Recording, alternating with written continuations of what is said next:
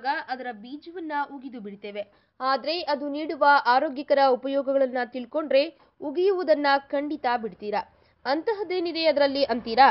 ಕಲ್ಲಂಗಡಿ ಹಣ್ಣಿನ ಜೊತೆ ಹಸಿಯಾಗಿ ತಿನ್ನಲು ಇಷ್ಟವಿಲ್ಲದಿದ್ರೆ ಒಣಗಿಸಿ ಕುರು ಎಂದು ಸವಿಯಬಹುದು.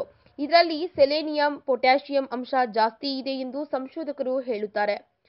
ಇದನ್ನ ತಿನ್ನುವುದರಿಂದ ಹೃದಯ ಆರೋಗ್ಯಕ್ಕೆ ಒಳ್ಳೆಯದಂತೆ. ಅಲ್ಲದೆ ರಕ್ತದ ಒತ್ತಡ ಇರುವುದಿಲ್ಲ, ಜೊತೆಗೆ ದೇಹದ ರೋಗ ನಿರೋಧಕ ಶಕ್ತಿ ಇನ್ನಷ್ಟು ಜಾಸ್ತಿಯಾಗುತ್ತದೆ.